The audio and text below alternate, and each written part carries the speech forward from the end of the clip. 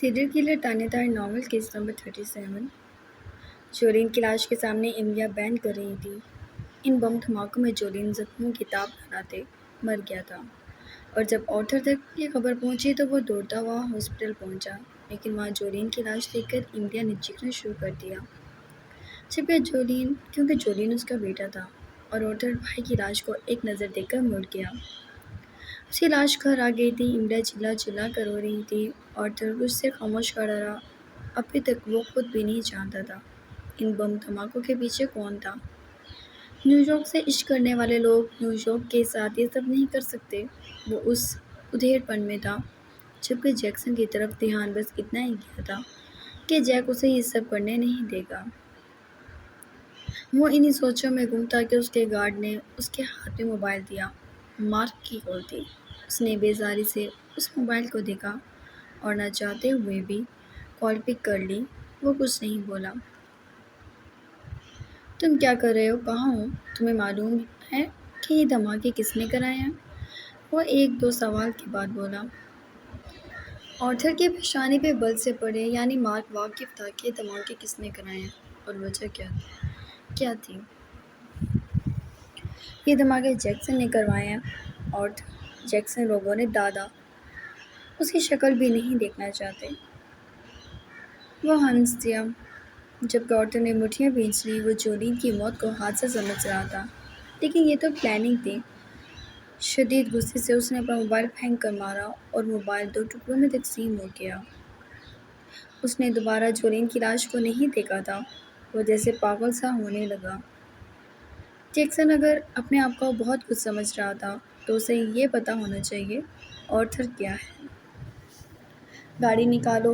بھائی کی لاش یوں ہی چھوڑ کر وہ بھاگتا ہوا باہر نکلا تھا۔ گارڈ کو حکم دیا اور گارڈ نے گاڑی فوراً نکالی۔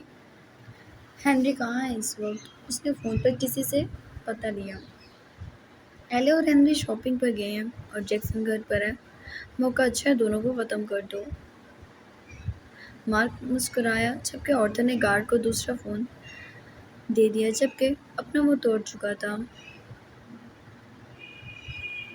اور اس کے بعد مارک نے جو لوکیشن سینڈ کی وہ اسپاٹ نظروں سے باہر کے رستے دیکھتا رہا۔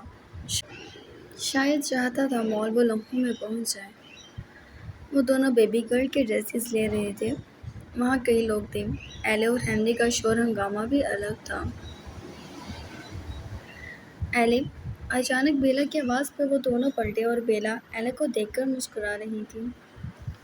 بیلا! ایلے اس کے گلے سے لگ گئی۔ تم کہاں چلی گئی تھی؟ وہ پوچھنے لگی۔ میں بس…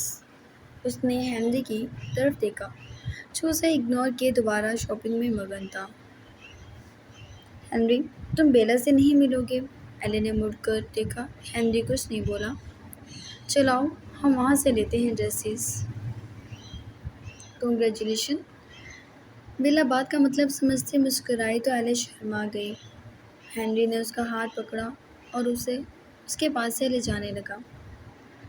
ایلے جبکہ آگے نکل گئی اور ہنری اس کے پیچھے چلتا کہ بیلا بے ساختہ اسے پکار اٹھی۔ ہنری! اس نے پکارا، جبکہ ہنری پلٹا اور بیلا کی آنکھوں میں سوٹ کے دیکھ کر وہ رک گیا۔ کیا میں تم سے بات کر سکتی ہوں کچھ دیر؟ وہ بولی۔ دونوں نے ایلے کو دیکھا۔ وہ سکون سے اپنے کام میں مگن تھی۔ ایلے اکیلی؟ بٹ میں اس کے پاس سے ہل بھی نہیں سکتا، ہنری مصروف سا بولا۔ پلیز تھوڑی دیر، ہم وہاں سے ایلے کو دیکھ بھی لیں گے۔ اس نے ضد کی تو ہنری اس کے پاس سے ہٹ گیا، لیکن جتنے فاصلے پر وہ کھڑے تھے انہیں ایلے دکھ رہی تھی۔ بیلا انگلیاں چٹکانے لگی، شاید بات کے لیے الفاظ اکٹھے کر رہی تھی۔ مجھے تمہاری مدد کی ضرورت ہے ہنری۔ اس کی آنکھیں شدید بھیگ گئیں۔ ہنری نے آئی برو جھکا کر اس کی جانب دیکھا۔ کیسی مدد؟ وہ سنجیدگی سے پوچھنے لگا۔ بس یہ سمجھو کسی کا مجھ پہ قرض ہے، وہ قرض مجھ سے ادا نہیں ہو رہا۔ کیا تم میری مدد کر سکتے ہو؟ وہ بولی، جبکہ ہنری معمولی سا ہنس دیا۔ صرف پیسوں کے لیے تم نے مجھے روکا ہے ہنری؟ میرا مطلب یہ ایڈریس۔ اس سے پہلے وہ بات مکمل کرتا کہ اچانک ہونے والی فائرنگ سے ہنری نے بیلا کا ہاتھ پکڑا اور نیچے بیٹھ گیا۔ اس نے اپنی گن لوڈ کی اور بیلا نے بھی اپنی گن نکالی۔ ایلے بھاگنا چاہتی تھی لیکن اس کے پاس چھپنے کی کوئی جگہ نہیں تھی۔ ایلے، ہنری نے اسے پکارا لیکن ایلے کو ہنری دکھ ہی نہیں رہا تھا۔ جبکہ آرتھر کے آدمی ہنری کے ساتھ آئے تمام گارڈز کو مار چکے تھے۔ آرتھر اندر داخل ہوا اور ایلے نے مڑ کر دیکھا، وہ اسی کی طرف چلتا ہوا آ رہا تھا۔ گولیوں سے زیادہ ایلے کے وجود میں اس کا خوف تھا اور ایلے ساکت رہ گئی۔ آرتھر کے چہرے پہ طنزیہ مسکان تھی اور وہ عین اس کے سامنے کھڑا ہو گیا۔ اس نے اپنے پینٹ کی جیب میں ہاتھ ڈالا اور اس کے سامنے کھڑا وہ پنک کلر کی چھوٹی سی بیبی گرل کی ڈریس اس کے ہاتھ میں دیکھتا ذرا ناگوار سا منہ بنا گیا۔ آخر کب تک خیر منانی تھی تم نے ایلے؟ اٹس اینڈ، مسکرا کر کہتے اس نے ایلے کی کلائی پکڑی۔ ہنری، وہ کانپتی اسے پکارنے لگی، چھوڑو میرا ہاتھ۔ ہنری بیلا پر چلایا، تم پاگل ہو گئے ہو؟ تم اٹھے تو وہ اور اس کے آدمی تمہیں بھون دیں گے۔ بیلا نے زبردستی اسے جکڑے رکھا لیکن ہنری نے اپنا آپ زبردستی اسے چھڑوایا اور کھڑا ہوا، جبکہ آرتھر روتی چلاتی ایلے کو گھسیٹ کے اپنے ساتھ لے جانے لگا۔ آرتھر چھوڑو ایلے کو، ہنری دھاڑا، جبکہ آرتھر اسی کا منتظر تھا۔ ایلے تو اسے مل گئی تھی اور اس نے دو فائر کے جو ہنری کے پیچھے ہونے کی وجہ سے اس کے شانے میں لگے تھے۔ اچانک وہ نیچے بیٹھا اور آرتھر ایلے کو گھسیٹ کے باہر لے گیا۔ چھوڑو مجھے آرتھر، تمہیں جیکسن جان سے مار دے گا، ایلے چلائی، جبکہ آرتھر نے اسے زبردستی اپنے بازوں میں جکڑا۔ فی الحال تو میں نے اسے جان سے مار دیا ہے سویٹ ہارٹ، وہ سکون سے بولا اور ایلے کو ناگوار کو گاڑی میں پٹکا۔ جبکہ ہنری پیچھے لپکا تھا، بیلا حالانکہ ان کی مدد کر سکتی تھی لیکن وہ بزدلوں کی طرح نیچے بیٹھی رہی تھی۔ ہنری دوڑ کر باہر آیا، اس کمینے کو جان سے مار دو، بچ گیا ہے، آرتھر بولا، جبکہ ایلے چلا اٹھی۔ نہیں نہیں، ہنری کو مت مارنا، ہنری کو مت مارنا پلیز، وہ اس کے آگے ہاتھ جوڑ گئی۔ آرتھر کو مزہ آنے لگا، اس نے ایلے کی آنسو بھری آنکھوں کو دیکھا اور جیسے جولین کی موت سے پڑنے والے تیزاب پر اب ہلکی ہلکی فوار برس کر اسے چین دے رہی تھی۔ رہنے دو بھائی، کوئی نوبتا نیو یارک چاہتی ہے، ہنری زندہ رہے تو ہنری زندہ رہے گا، وہ اس کی آنکھوں پر اپنی انگلی پھیرتا بولا، جبکہ ایلے نے اس کے ہاتھ جھٹکے اور آرتھر نے اس کی گردن جکڑ لی۔ بہت ہمت آ گئی ہے تم میں، وہ اس کے چہرے کے نزدیک کرایا۔ جیکسن آپ کی جان لے لے گا، وہ بھی بنا ڈرے اس کی آنکھوں میں آنکھیں گاڑی بولی۔ ریلی؟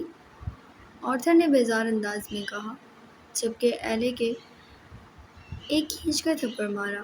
ایلے دروازے میں جا کر لگی اور پھر لگاتار کئی تھپڑ ایلے کے نازک اندام چہرے پر برسا دیے، جبکہ وہ جیسے ادموئی سی ہو گئی۔ اب یہ زبان نہ کھلے، وہ مسکرایا اسے بے دم دیکھ کر اور سگریٹ سلگا لی۔ جلدی بھگاؤ گاڑی، وہ بولا۔ سر مینشن جانا ہے؟ نہیں، اس نے کہا اور کسی اور جگہ کا پتہ بتایا اور گارڈز نے گاڑیاں وہیں گھما لیں۔ جبکہ دوسری طرف ہنری نے کئی فائر کیے اور پھر بھی گاڑی نہیں رکی۔ اسے مڑ کر پرشکوہ نگاہوں سے بیلا کو دیکھا، جس کی آنکھوں میں کئی آنسو تھے۔ وہ آرتھر کے سامنے نکل کر آتی تو آرتھر ہنری کو سب بتا دیتا اور تب شاید زیادہ نقصان ہو جاتا۔ اس نے بیلا کو دھکا دیا۔ ہنری، وہ بولا لیکن ہنری نے توجہ نہیں دی اور وہ گاڑی کی چابی زمین پر سے اٹھا کر باہر بھاگا۔ بیلا سر تھام گئی، اس نے ہنری کو خود سے ایک بار پھر بدظن کر دیا تھا۔ وہ بری طرح رو دی، جبکہ خوف کی قید میں گہرے لوگ دم سادے چھپے کھڑے تھے۔ سر، میم کی لوکیشن ٹریک نہیں ہو رہی، اچانک اس کا ملازم دوڑ کر اس تک پہنچا تھا جبکہ وہ جو ٹائیگر کے سر پر ہاتھ دے رہا تھا بساختہ اس کا ہاتھ رکا اور اس نے اس ملازم کو جن تیوریوں میں دیکھا۔ ملازم ایک قدم دور ہوا اور اس سے پہلے وہ کچھ بولتا کہ خون سے لت پت ہنری ایک دم اندر آیا اور لون میں گر گیا اور اس ملازم کو دور دھکیل کر ہنری کے پاس پہنچا۔ ایلے کہاں ہے؟ اس نے اس کا گال تھپتھپایا۔ اور آرتھر اسے لے گیا ہے، ہنری بامشکل بولا تھا۔ شاید وہ غنودگی میں جا رہا تھا کیونکہ خون کافی بہہ گیا تھا۔ اندر سے جیک اور جیکوب بھی باہر نکلے جبکہ جیکسن نے بس ہنری پر سے جمپ لگائی اور وہ وہاں سے بھاگا۔ جیکسن ہنری کے منہ سے نکلنے والا آخری لفظ یہ تھا جبکہ وہ اپنے باپ اور دادا کو دوڑ کر اپنی طرف آتے دیکھ رہا تھا۔ چھوڑو مجھے آرتھر! وہ اپنی ساری ہمت مجتمع کرتی اسے اپنا آپ چھڑوا رہی تھی جبکہ آرتھر نے ایک بار پھر سے اس کے منہ پر تھپڑ مارا تو وہ بیڈ پر جا کر گری۔ ایلے، تم بولتی ہوئی تو پہلے سے بھی زیادہ حسین لگ رہی ہو، اور اس طرح مجھ سے لڑتے ہوئے تو سمجھو میرے دل میں اتر رہی ہو۔ آرتھر کی بکواس پر وہ بے بسی سے رو دی۔ تمہیں روندنے میں کافی مزہ آئے گا۔ نہیں، وہ کانپ اٹھی۔ بالکل ابھی، آرتھر ہنسا جبکہ ایلے ایک دم بیڈ کی دوسری طرف دوڑی اور آرتھر نے دروازے کو کنڈی چڑھا دی۔ مت کریں ایسا، جیکسن آپ کو مار دے گا۔ جیکسن! وہ اٹھا کے آواز دیوار میں مارتا دھاڑا۔ تمہیں میں نے خریدا ہے، تم میری ہو۔ اب اس زبان پر جیکسن کا نام بھی نہ آئے۔ نہیں، وہ پھوٹ پھوٹ کر رو دی۔ آرتھر کو غصہ چڑھا، اس نے کھینچ کر اپنے وجود پر سے اپنی شرٹ اتاری اور اس طرح کہ اس شرٹ کے سارے بٹن ٹوٹ گئے۔ وہ پھٹی ہوئی شرٹ اس کے ہاتھ میں آ گئی۔ ایلے نے اپنی آنکھوں پر ہاتھ رکھ لیا۔ جیکسن، دل تھا کہ بس اسے اپنے سامنے دیکھنا چاہتا تھا۔ جتنا چاہتی ہو پکار لو، وہ تمہیں ڈھونڈ نہیں سکتا، وہ سکون سے بولا اور اس کی جانب بڑھا۔ ایلے کھڑی ہو گئی، دور بھاگنے لگی جبکہ آرتھر نے اس کو اپنی بازوں میں جکڑ لیا۔ نہیں پلیز، میں پریگننٹ ہوں، آپ ایسا نہیں کر سکتے آپ۔ وہ بے بسی سے روتی چلانے لگی جبکہ آرتھر نے اس کی جانب شدید غضبناکی سے دیکھا تھا۔ میں تمہیں یہ بچہ رکھنے کی اجازت نہیں دیتا، تمہاری اس بکواس نے میرا اچھا خاصا موڈ برباد کر دیا ہے۔ آرتھر بھڑکا۔ ایلے سہم کر اسے دیکھنے لگی۔ ختم کرو اسے، وہ بولا جبکہ اسے چھوڑ دیا۔ ایلے خوف سے دیوار سے ہی چپک گئی جبکہ آرتھر دیوار پر ہاتھ زور سے مارتا وہاں سے خود بھی باہر نکل گیا تھا اور وہ دیوار سے ٹیک لگاتی زمین پر بیٹھتی چلی گئی۔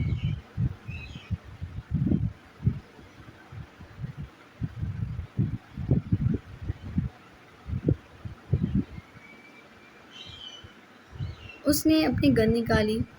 جیکسن رک جاؤ! جیک کی آواز پر اس نے کوئی اثر نہیں لیا اور اپنی گنز لگا کر وہ باہر نکلا۔ جیمز نے بھی اسے پکڑنا چاہا لیکن جیکسن نے سب کو دور دھکیلا اور وہ اپنی گنز لوڈ کرتا باہر نکلا اور جیسے ہی وہ لون میں سے گیٹ کی جانب بڑھا، مارک پرسکون کافی پی رہا تھا۔ جیکسن نے اس کو ترچھی نگاہوں سے دیکھا۔ گن لوڈ کی، اس کے کھوپڑی کا نشانہ اس نے سب کے سامنے لیا تھا۔ جیکسن، جیک، جیمز، جیکوب بیک وقت کھڑے تھے۔ جیکسن نے مارک کی آنکھوں میں موت کا بے یقینی خوف دیکھا تھا، جیسے اسے یقین نہ ہو کہ جیکسن یہ کرے گا، اور جیکسن کی گن سے اس کے بعد صرف گولیاں نکلی تھیں۔ اس نے میگزین میں جتنی گولیاں تھیں وہ ساری کی ساری مارک کے بھیجے میں اتار دیں۔ سب سکت رہ گئے اور جیکسن نے بالکل اپنا ہاتھ نہیں روکا تھا۔ اس نے اتنی گولیاں چلائی تھیں کہ شاید پورا نیو یارک اس وقت سہم اٹھے۔ اس کے اندر کا جانور کتنا بے رحم تھا، یہ بات سب جانتے تھے۔ مارک کا وجود ہوا میں پڑ پڑا اٹھا اور جیکسن اس کے نزدیک گیا۔ اس نے اس کے خون سے لت پت آخری سانسیں بھرتے وجود کو دیکھا اور اپنے ٹائیگر کی جانب دیکھا جو شاید اشارے کی منتظر تھا اور ٹائیگر مارک پر ایسے چپٹا کہ اس کی بوٹی بوٹی جدا کر دی۔ ہیزل کے چیخوں سے جیک روبو کا مینشن سہم اٹھا تھا۔ شاید کسی سے بھی یہ منظر نہ دیکھا جاتا۔ جیک سر تھم گیا۔ جیمز اپنی پوری زندگی میں اپنی آنکھوں کو پہلی بار گیلا ہوتا محسوس کر رہا تھا اور جیکسن باہر نکل گیا۔ ہیزل پاگل سی ہوگی، ایک بیٹے نے دوسرے بیٹے کو مار دیا تھا۔ کس قدر بھیانک، کس قدر ہولناک۔ یہ سب آپ کی وجہ سے ہوا ہے۔ ہیزل بنا سوچے سمجھے جیک کا گریبان جکڑ کی۔ جیک نے اسے سرد نظروں سے دیکھا۔ آپ نے اسے ایسا بنا دیا کہ وہ اپنے بھائی کو ایسی بھیانک موت دے گیا۔ آپ نے کروایا ہے یہ سب۔ آپ نے میرے بیٹے کو وحشی بنا دیا۔ میرا دوسرا بیٹا مر گیا۔ وہ آخری سانس ایک جانور کی خوراک بن کے لے رہا تھا۔ اب جانور ہے، آپ کا پوتا جانور ہے، اب سب جانور ہے۔ ساری زندگی دب دب کر، چپ رہ کے گزار دی، لیکن اب نہیں۔ میں خود جیکسن کے خلاف رپورٹ کرواؤں گی۔ خود کرواؤں گی اور وہ آپ کو بھی اسی طرح مار دے گا۔ میرا بیٹا مار دیا، وہ جیسے پاگل سی ہوگی۔ جیمز نے اسے اپنے باپ سے دور کیا۔ دور ہو جائے مجھ سے، وہ چلا اٹھی۔ پرل نے بھی شکوہ کن نگاہیں اٹھائی تھیں جیک پر، اور پرل نے ہیزل کے روتے سسکتے بلکتے وجود کو بازوں میں بھر لیا اور دونوں بری طرح رو دی۔ اسے کسی کی ضرورت نہیں تھی، نہ اپنے ساتھ کسی اور کو لے کے آیا تھا۔ وہ جانتا تھا عورتوں کو مارک نے قبر دی ہے۔ ایسے ناسور کو رکھ کر پالنے سے بہتر تھا جان سے مار دیا جاتا۔ تو وہ مار آیا تھا، اسے رتی بھی فرق نہیں پڑا تھا، لیکن وہ خاموش تھا تو طوفان تھا۔ جیک کی کال کو اس نے کئی بار اگنور کیا اور پھر اٹھا ہی لیا۔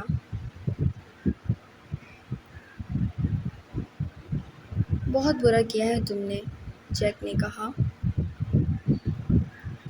اگر سب میرے خلاف ہیں تو سب ہاریں گے، وہ بولا اور اپنا موبائل باہر پھینک دیا۔ نہ ہوگا نہ بچے گا۔